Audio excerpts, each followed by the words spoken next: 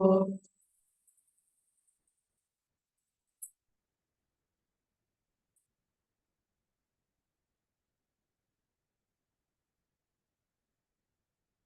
everybody. I so appreciate all of you showing up, even after I was off for a week, and getting my voice back.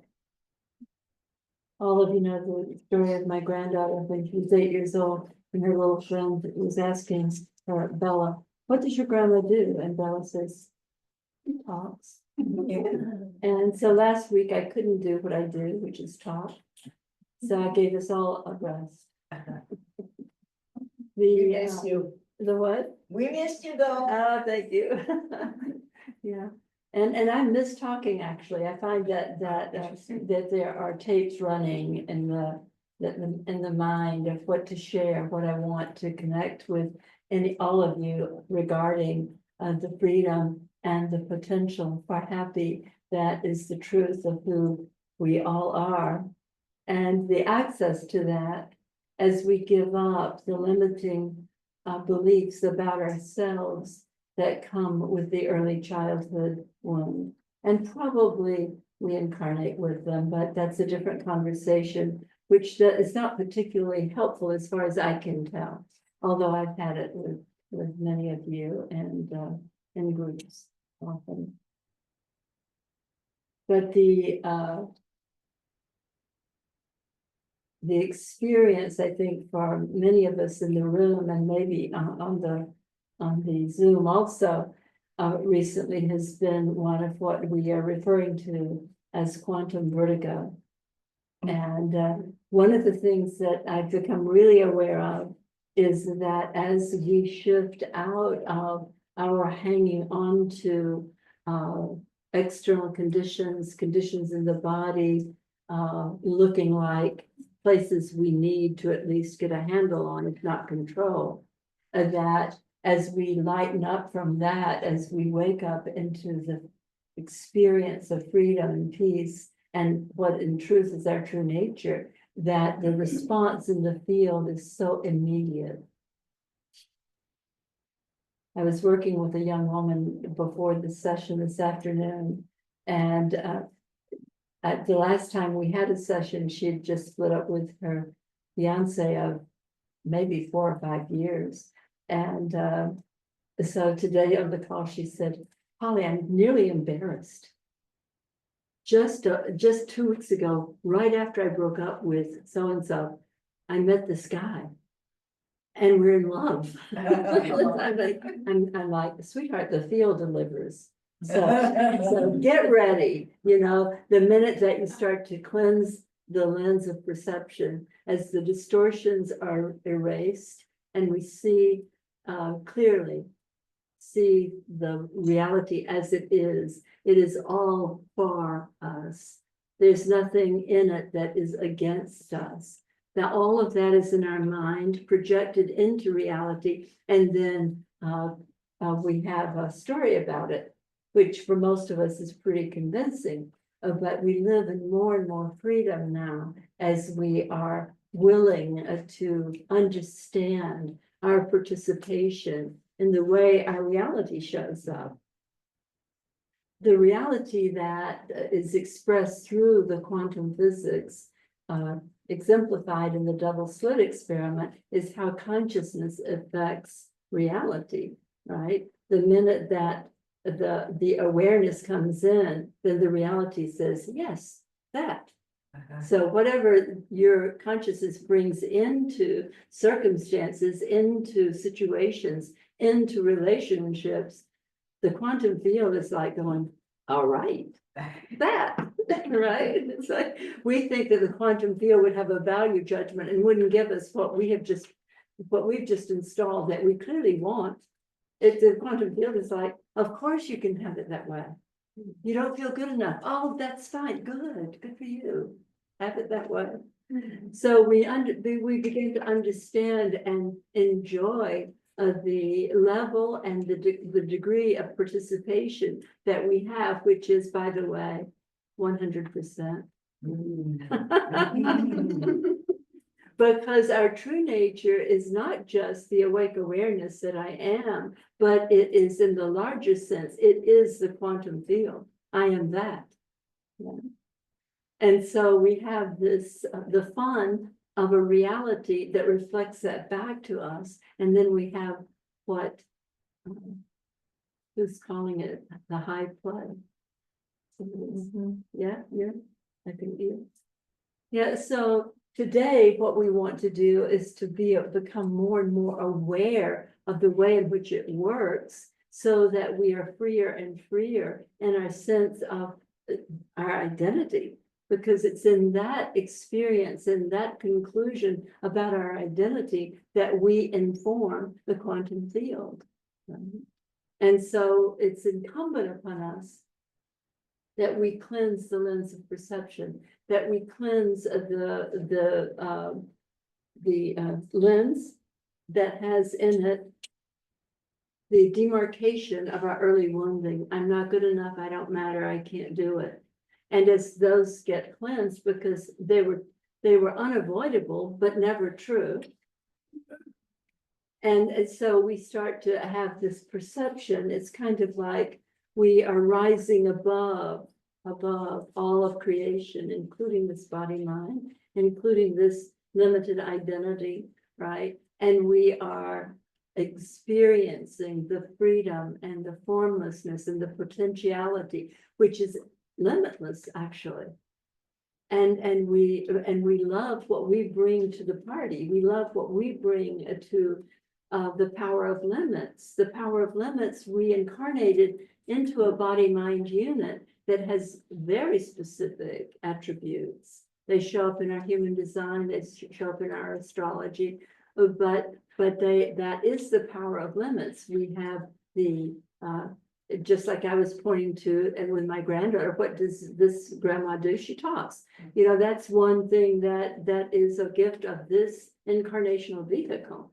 Like wherever that decision, those choices are made, they're conscious and they are correct. And they are the power of limits that we put in place, so that we're not just free floating like anything goes. No, we're very specific. Our frequency is very specific. And as that frequency clears of the limitation of the error of our early conclusion about ourselves, then the potential of this body-mind unit, the potential of these conclusions about ourselves just come into full flower, come into the power of limits is the gift, right? Not every one of us in this room wants to talk like Pali does endlessly, right? Not everyone in this group wants to be able to do what any other one of us does. We want to be in full expression of what we chose and to know it as a choice, so that we don't use it against ourselves. So we come home to being on our own behalf and in love with who I am. And from that place, the expression grows, and the way in which reality shows up is with more light and with more freedom and more connection. Do those sound mutually exclusive, freedom and connection? They're not. We're free to make the connections, and it's more like dancing. It's like ballroom dancing. It's like, yeah. Like that. So with that, reclaiming of our fundamental premise for these groups that we are all a part of, this Sangha, this gathering in truth that supports our transformation and supports our creation of a new heaven and a new earth in our experience in this 3D reality, right? We come to this place and we know ourselves as exactly the same, doing a particular nuanced expression, a particular nuanced gift into the collective. But this little Sangha that we have here on Maui is such a representative of what I believe is going on worldwide, which is nearly beside the point, because if it doesn't happen in you, it ain't happening. Yeah, we have to, it's like the place that we actually have access is the only place we need, because that's our job. That's what each one of us is here to do, is to come into the clarity for ourselves. And in that we connect to all of the same frequency of that clarity. But nobody else can do it for you or to you. We are not victims. We are free to be in the fullness of our highest expression and the fun of that, the freedom, the fun. There are a lot of F words like flowers. We have flowers up there. And so it's like the opening into when Patricia brought me over for the group today, she was talking about being a Molokai and how she found herself just on the lanai smiling. And I always think about how I often will realize that I'm walking around in this tiny little apartment where I live alone and happily, and I'm smiling, right? It's like, if there was any kind of observing camera in here, they would be picking me up or to put me away. Oh, but that smile is the internal smile of coming home to yourself. Yeah, we know that one. So what we're open for today is anybody who's interested in processing through the 6 steps to freedom, which is our core work that we do here, but also just to make inquiry with me about whatever might be interesting or contributive, because everybody in here makes a huge contribution to this group, to this collective, and everybody on the Zoom call. Sure. Is there anybody on there? There is Lindsay. All right, There's Lindsay, yay. Oh, Polly Sue, I have some forgiveness work to do with you. Okay, so this morning, so I went to bed late last night. It was like 1 or 1:30, and then I woke up I was doing stuff in my head and then forgiveness work from like 4 to 6, and then I was with my son. He left and went to school. Then I was with my daughter. Then I fell back asleep, and then I hear her say, "Mom, we got to go," and I'm still in bed. And literally from that moment forward today, I've been triggered the entire day. And I've worked through it, but I haven't, my trigger has only gotten stronger the more I've worked through it. So I got as far back as, so I remember when I was taking the MCAT for medical school, and I was reading in the reading and writing comprehension section, there was something on transcendentalism. And I remember I got so caught up in that, in the wording and how it was written. And it was like, I have to figure this out. I have to figure this thing out. And then the more that my mind got attached to it, then the more that I worked to try to figure it out, then the stupider I felt, then I felt the pressure. And it was almost like I could feel my aunts, my uncles, like all the people that I've shared with that I wanted to go to med school. It was almost like I had this entire audience in my head, but I had this, like, so then I tried to figure it out harder. And so I remembered that. And then it took me back to a memory when I was 5. And I know I was 5 because my brother was just born. And my dad, I was at home alone with my dad because my mom was at the hospital, obviously. And my dad was going to braid my hair and get me ready to go to the hospital to see my brother. And I remember I was up in their bedroom and I saw his pocket knife out on their dresser. And I was just so curious. Like I just wanted to open that pocket knife and like just play with it and see what it was. And so I opened it, and it wasn't like I had ever been told I shouldn't do that, but it was just like I knew I would be a bad girl if I did it. And so, but I was so curious about it. So I opened it up and I like touched it, looked at it, whatever, and then I couldn't get it back close. And so I remember like that frantic feeling. And so it's kind of like this, the word disappointment keeps coming up in unlovable. And so I've went through it, but it feels still really, I feel extreme pressure right now, still. But the memory was of the pocket knife Yeah, that's where it took me. Mhm. So I don't know if we want to start fresh or if we want to start there. Well, we can start there. Was he in reaction response to you opening it? I don't even remember. Okay. I don't even remember my dad even saying anything, Right. or it literally is just me in that room. And I remember the room was still dark because the hallway light I think was on. So it was kind of like I was in the dark doing this, but I don't even remember his recognition or scold. Like I remember nothing about him It with was it. an internal process of Yes. self-judgment, and it had to do with you accomplished something and you couldn't complete it, right? Mm, You were yeah. doing something that was outside your ken, that was outside your experience. And so like the word transcendental with the MCAT, Mhm. I mean, it's like what pulls you into a feeling of inadequacy and insecurity is this. I think I'm on the right direction, but we can work it out. Mhm. Correct me. But it's like that you get pulled into that and you don't have any way out. Mhm. And so it's like this sense of frustration, and the conclusion about yourself is could go in any direction.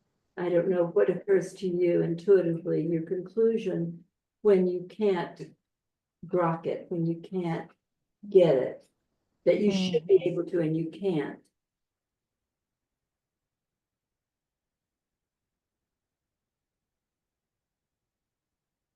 Yeah. So I felt, hmm,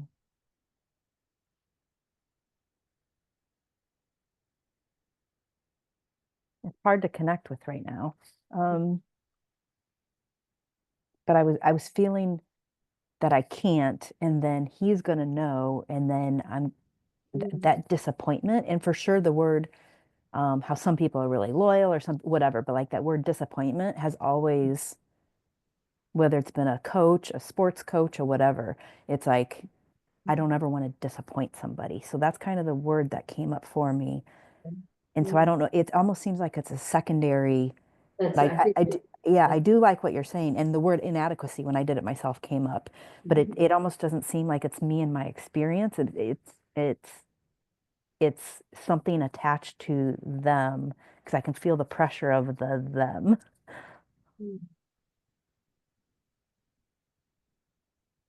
I don't think I answered your question. yeah, you did, and it expanded the consideration and in the way that I believe it's a, see, all of these things are like installations in us. They're little programs. They're like little apps in us, right? Mm. And then they come up whenever we're triggered, and that's the good news about being triggered. This one seems to have some facets to it that are not obvious in terms of your conclusion about yourself. The one about disappointing others is clearly an aspect of it. Mm-hmm. Um,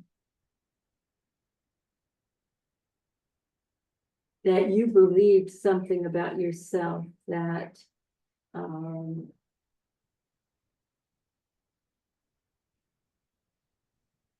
I suspect it's in the realm. I don't think this is it, Lindsay, but I think it's in the arena of I can't do it. That it's on the edge of what we know sometimes is your withdrawal, you're copping out on yourself in a way. Yeah. I think that this is the edge where the choice to shut down is more available to you than to move beyond the conclusion. And for these real conclusions that all of us installed early on, the adaptive behavior will always prevail until this light that we're shining on right now, and that you continue to shine on through the work that you're doing.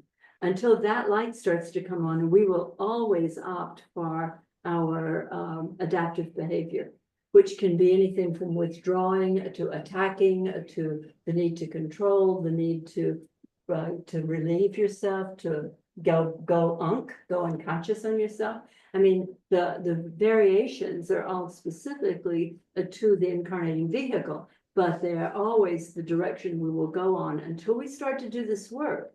And that's why often psychology and working at the level of the problem simply will not get to it, because we will get to a place where our adaptive behavior is our most our most preferred experience. Mm. So I think that you're in the middle of something that has some different facets to it. The one of not wanting to disappoint people. Right? Yeah, as I was sitting with it earlier, kind of playing off the work that we did when I was there. Um, it's almost like if I disappoint them, then maybe they won't love me. And if they don't love me, then I won't belong. And if I don't belong, then somehow I'm not going to get, Well, you might not survive. yeah. It gets back to really a tribal, heartfelt condition of being alienated or kicked out of the tribe. Right now, that feeling of that if I'm not approved of, if I'm not loved, then I'm in jeopardy. I'm at risk here. That might not show up right away, but it'll be like you're pointing to. Yeah. Mhm.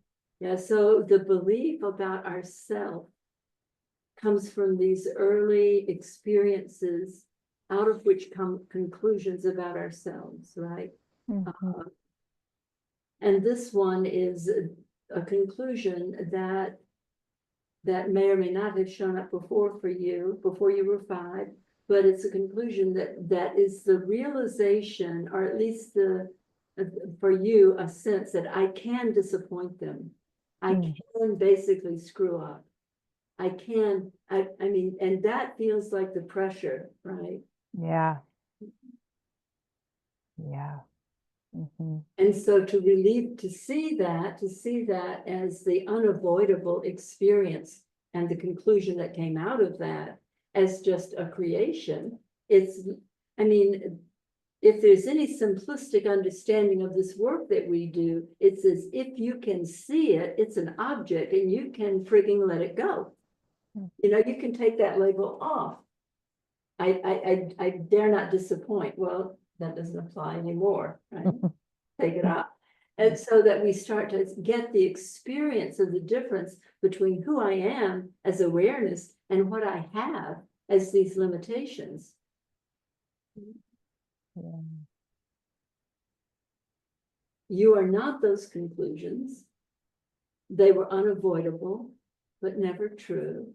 And so it's like this, if there were a way to describe it for me, I think it's like a rising up in consciousness, a lifting up into the perception.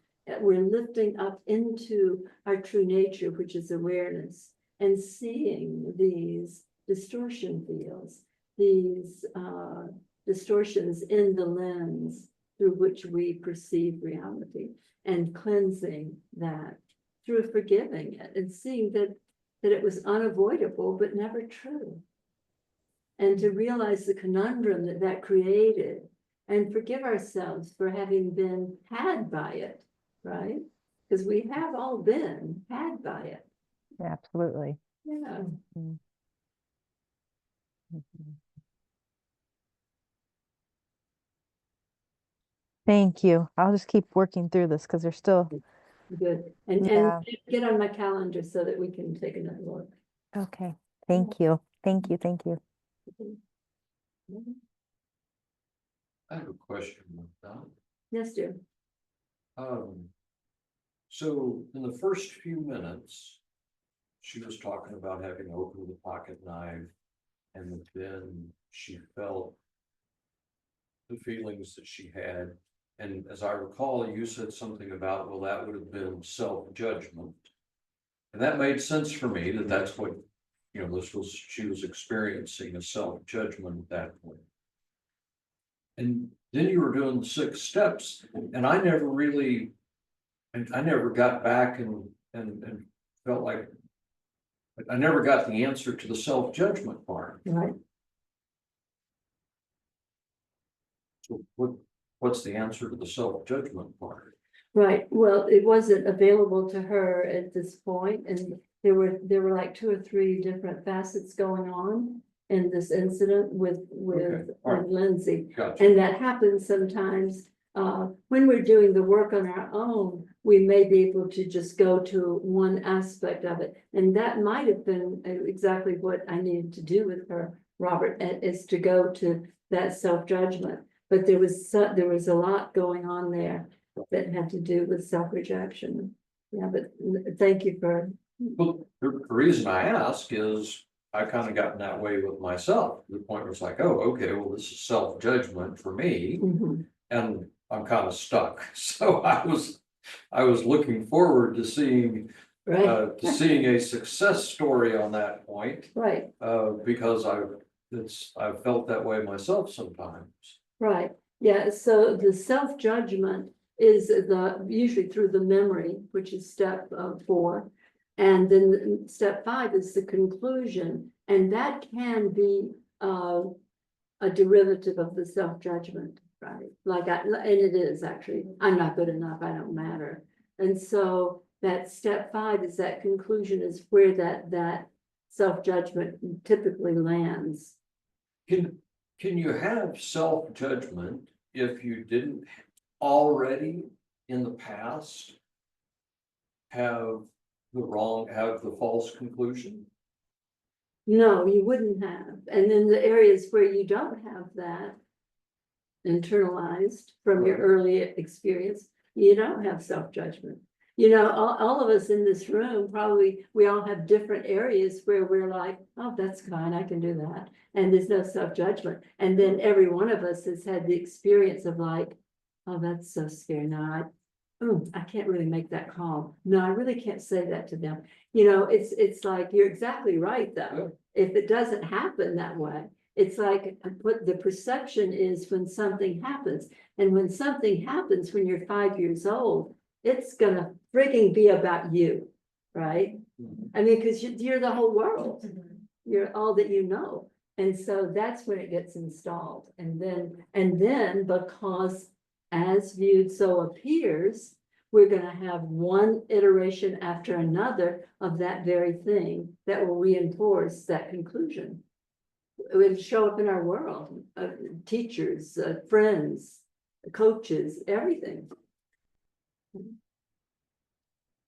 So basically what you're saying is you have to have a receptor site from a conclusion to have the experience in the present, now, at this point. Yeah, if we could, that receptor site, I would talk about a distortion in the lens, or we could talk about as viewed, which is just another way of talking about this reality as perceptual, as you perceive it, right?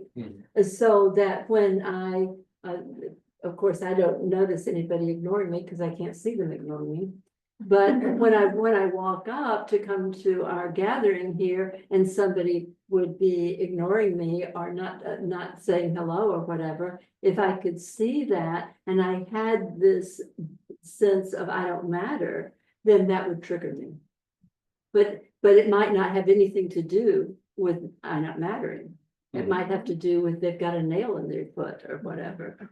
I mean, the way that we see the world as we are, not as it is. So someone else might walk in the room and people might ignore them and they wouldn't have that. They wouldn't have it. That's right. Receptor site distortion, lens distortion. That's right. So it would be water off a duck's back. Totally, exactly. So the self-rejection is particular to our conclusions. Yeah, everything that we suffer with is our conclusion about ourselves. We don't suffer with anything else. Everything else is just information. And we all have a whole breadth of that doesn't create triggering or suffering.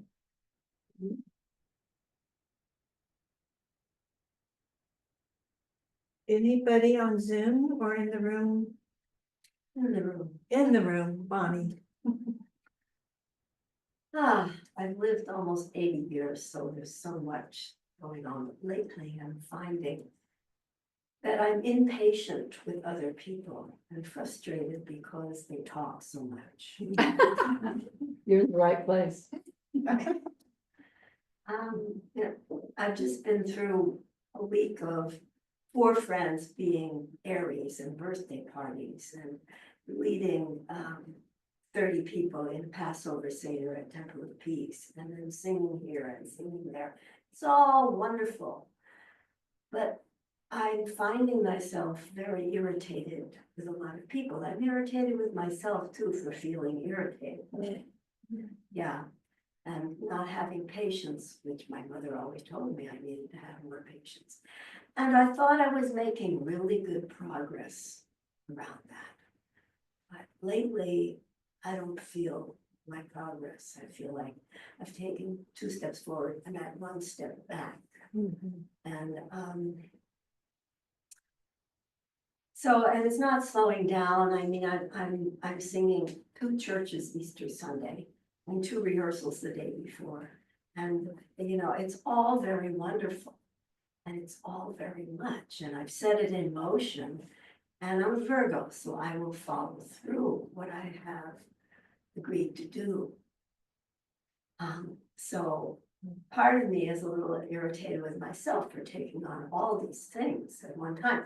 But things always come at one time, and it is very rare that the Passover week, which began Saturday, coincides with in between the Easter week.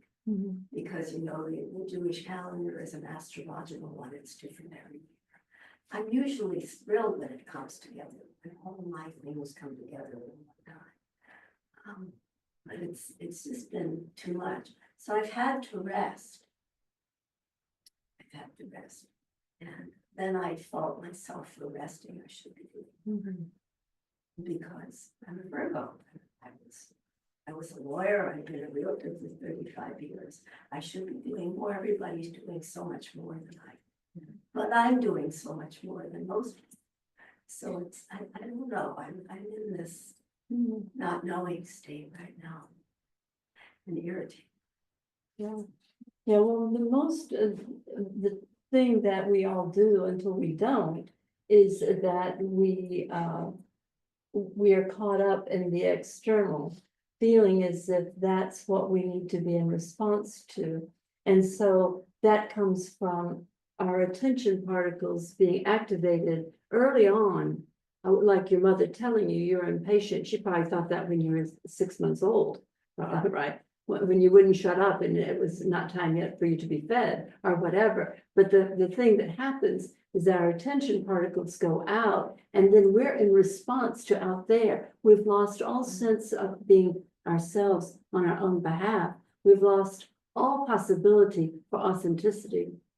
And we're now like just trying to figure out how to navigate these obligations, these expectations, these friends, this appointment, whatever.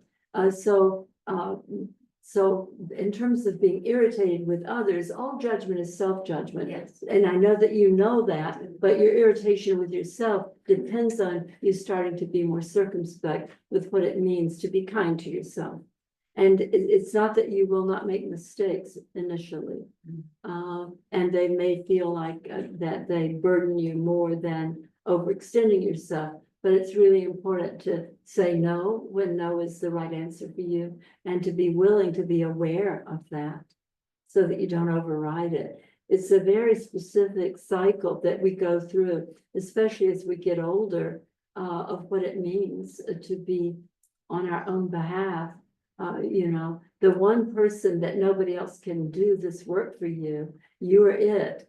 In this regard to being on your own side. It's not anybody else's job. And so we keep expecting people to be nice to us when we are our own worst enemy, putting demands and expectations and limitations and judgment on ourselves. Our world will show up like that as long as we're doing it here. So you have a real big opportunity right now, Bonnie. And I think it's great timing for you. Yes. Yeah. Come home I'm to looking at fall in love with yourself and stay there. Yes, stay there. Well, I also live on my own with my 2 cats, and Yeah. I'm very happy to have alone time, Yeah. except when I feel lonely.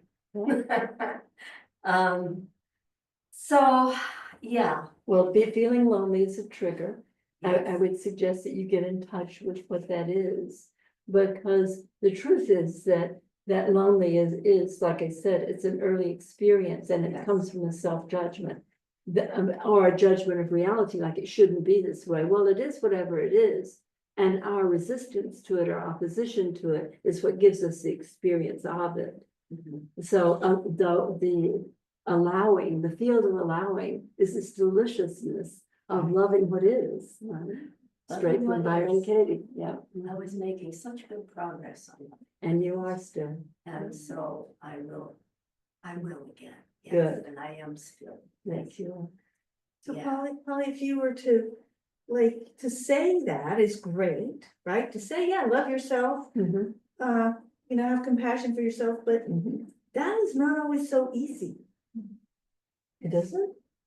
It doesn't always feel easy. No, because we've been caught in what we believe has kept us safe, which is having our attention out on somebody else. So it takes some alertness, it takes some awareness, it takes the typically what any of us has done and what most people do is that they reach a certain what we call rock bottom before they make the shift, right? And it's like we have taken away all of our other opportunities, our choices, and now we're here. And the only one that can do it is us. And we have it, and then we can start in that direction. But it's not necessary to reach rock bottom. What's necessary is to see the way reality works. It's a perceptual reality. What you see is what your reality will reflect back to you. If you see, I'm not good enough, I don't matter, then that's what your reality is going to reflect back to you. If you believe that you're here on behalf of others, then your reality will reflect back to you that you're in great demand and you dare not say no, and you keep overextending yourself. I have a question about that. Would it not be helpful for Bonnie to forgive herself, like go through that step of forgiving? And, or is that just, does it have power in it? Like, I forgive myself for ever believing. Does that negate the early programming that she installed at age 5 or Well, wait, her mother? Yeah, it certainly can if you get to that place, but if you are still caught in, this is what I ought to do. If you're still caught in your adaptive behavior, you don't get to the forgiveness breed, and that's exactly what that step is for, is to shine the light on what's true. You're here for, you are responsible for this state of consciousness, this reality, this expression. And as you do that, we start to experience oneness. It's a contradiction, but the mind is caught in duality and contradiction. That's why it's not trustworthy. Do not believe what you think. It will be an error, right? Yeah, So, yeah. but because we have been programmed to believe what we think, it's called the fall, right? Out of our hearts into our minds. And so we are doing this work now to create a new heaven and a new earth, and what we think of as this earthly reality. And that it happens for you specifically in your own experience when you do this work. It changes the world because of the nature of the world is the quantum entanglement. I wanted to speak to that. I appreciate that from what I'm hearing, that you're speaking to the state of awareness being prime over, one can speak, I forgive myself, do the steps. But if we're not energetically there, then it's meaningless. As far as the awareness is what's actually doing, it's actually being in alignment with who I am. So the words can be spoken in that truth or internally or just known. But if I just speak it, I forgive myself for forever feeling that, forgive myself, it's like blah, blah, blah, blah, blah. Well, without the light on it that represents, absolutely. Yeah. Yeah, and we have a saying, talk is cheap. Right. And it's true wherever it's expressed, but it can get our attention. I have a question, Polly. So, And also do you Kathy's, mind? Kathy's also in line, so after you, Kathy, go. thank you. Okay, so,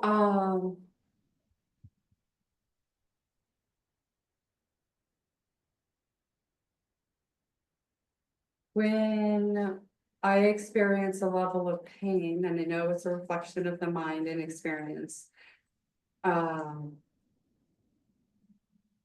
experience going in and actually like a dissolution of the mind. I don't know how else to express that than that. So there's not a process of doing 6 steps in that period, like especially when it's a certain level. It just goes, and then there's an experience of it dissolving. Right.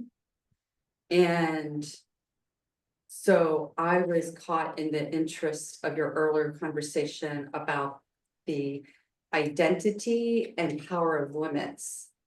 And so my question or inquiry for you is, seems like there's a dance of, if my identity is certain in the awareness of who I am, then there's a wondering of whether the experience of pain actually would exist.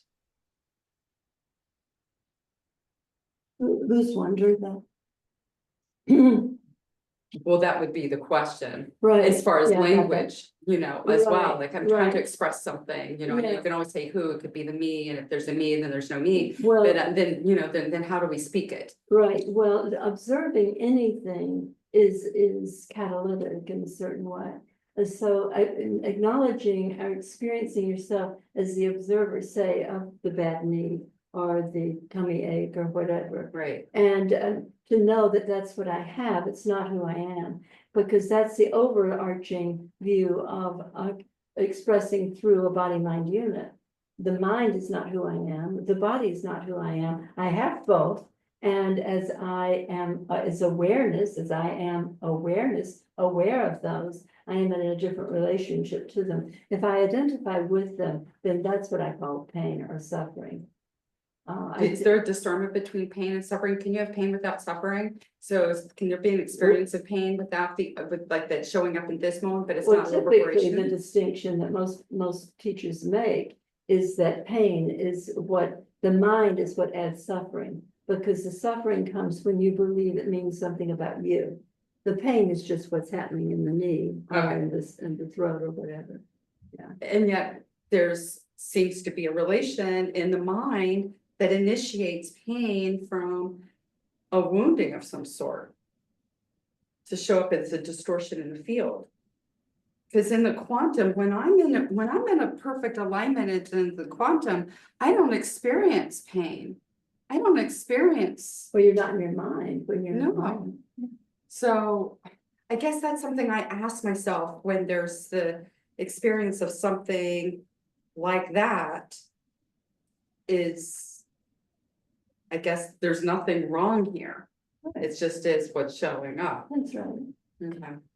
Yeah, and always the clarifying question is, who am I being? You know, who am I being? If I have suffering, I know it's a story. Well, there's no story in those moments. That's what I'm saying is I Right. don't experience, there's not a story being experienced. Right, Just curiosity of asking. yeah. Thank you. So Kathy and then Colleen. Okay, thank you. So I saw you yesterday, Polly, Yes, you and do. later in the day I was feeling some contraction, like some sadness and stuff. And I got super frustrated, like frustrated because it's like it always comes down to the same old shit. Like if I go to on that trail long enough, it's always the same frickin' thing. And so I got really frustrated about it. And then I was like, it's a double bind because my like one of my core wounds is like I have the need to know, but I can't know in some way. So then I'm like, how do I figure my way out of that? But that doesn't even make sense. That's a double bind because if I can't know, I can't figure my way out of it. And then I had this moment of lucidity and I was like, on some level, everybody has this going on. Like everyone, that might not be my core issue, but they all have this happening. And then the upset just dropped because it was like, it's made up. Right, yeah. You're not going to find your way out of something that's you made up. That's right, that's right. Yeah, the oxymoron, the catch-22, all of that is in get involved with every woundedness. Because it'll have a premise that it has a legitimacy. and a reality to it, which is the one you've run into so many times, but it's method to that it's gone. It's like when I talk about awareness, seeing something, that's what I'm pointing to. You can see that it's a double bind, it's a conundrum, it's all of this thing, but it's put it down, and you did. And then my say it again. Poignant, that's. And then, My body cried for like half an hour. right, yeah. I wasn't sad. No. It's just tears were there. Yeah, this is not literal, and I don't, but you took away its meaning and purpose, so it was bereft. It was grieving. Yeah. You're really gonna let me go? Right. Oh, Yeah, that was a really I'm fast. getting excited. Good work, Kathy. Yeah. Thank you, Kathy. So, Colleen, hang on, let me get you out of here, Kathy. All right. And Colleen. No.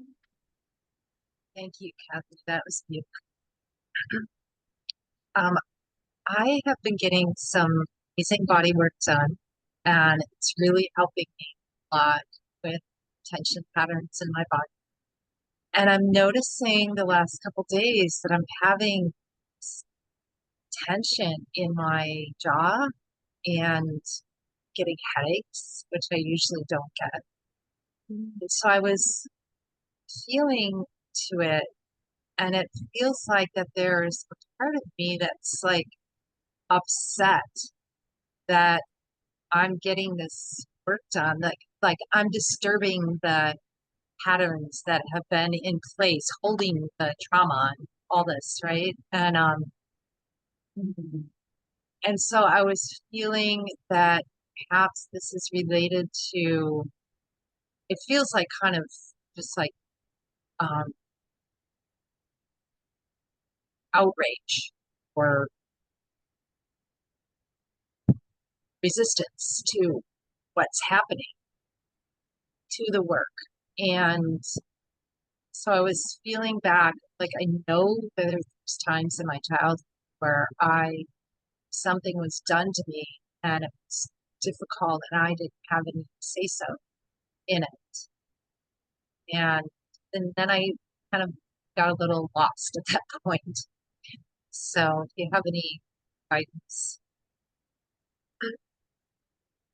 Yeah, we say, and not irreverently, but pointedly, that the body takes the head. And the tension in any kind of area, it will move around. You're getting relief through the body work in certain areas. So now it goes to your neck and head or whatever. Right. So it's a matter of seeing, if you can, using that as a trigger, and the feeling of that, the pain, the tension, the grip of that, to use that as a trigger and see what memory comes up. Because out of that memory, you concluded it meant something about you. I just quickly synopsized the 6 steps, but that's what we get to. And it's that belief about yourself, that's always what we're suffering with, is what I concluded it meant about me. Right. Right. And so I think that what you've done with the body work is you've relocated the trauma, basically. Yeah, but It's not scientific, but. Yeah, it's kind of cool though, because it's like a headache. So I could go take an ibuprofen or I could like investigate because I don't want to keep going with this headache. It's like getting my attention. So Right. that's really good. Thank you. Yeah, and I mean, I'm a believer in both. Yeah. Yes, whatever is needed. Right? Yeah, I mean, relieve yourself so that you can do the work. You still have the experience of that tension and that stress in your neck and head, that headache. You don't have to keep letting it hurt in order to do the work. I like extra strength, etc. myself. Thank you, Polly. Yes, sweetheart, yeah. Yeah. So, thank you, Colleen. Let's see. There's a few announcements, we want to make. First of all, Nina Weiss is going to be visiting. She's part of our Sangha. She often comes on Wednesdays. And she's from the Bay Area, and she is an extraordinary performer, like off the charts, hysterical performer. She's gonna be at Pro Arts on May 13th. Oh, great. May 13th, and you can, she said, you can bet that Polly will be part of her improv play. So I don't know, you might have heard her the other day on here. She's hysterical.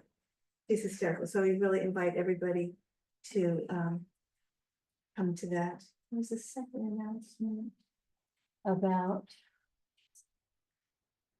I can't remember the second announcement. Oh, the second announcement, Polly and I are teaching the Awakening and Human Design course again on the centers. Some of you took that before, some of you partially took it. Half-assed.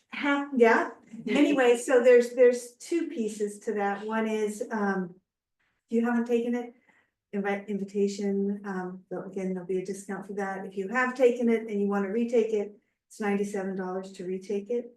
And Polly and I are thinking of doing something with people on Maui with that as a, we had that thought. Did we? We had that thought, because it seemed like the people on Maui had a harder time with it.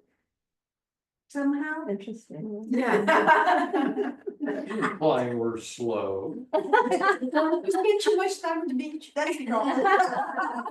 We're gonna meet at the beach. Yeah. Oh, they are. Yeah. Anyway, What time is this gonna be at? it will be at 10 to 11:15 on Fridays, starting May 2nd, every Friday for 9 weeks. And can you say what it is? And you can again? zoom, and you can That's the zoom. Zoom, and then we'll figure out something, we're gonna figure out something that's, small group live with the Maui, in addition to that, is an adjunct to that. I just want to testify that Polly and Robin are a great team. I did the course and it got a lot of value out of it. And I was blown away, Robin, by you and your insights through human design. And of course, we're always blown away by Polly. Well, Polly and I have been talking about like, wow, when you do the 6 steps, I mean, people, it's just so good. It's a really good support for this, and especially, with our Sangha here, so. If you signed up for, I did it, I was one of those half people, because of work and other obligations, but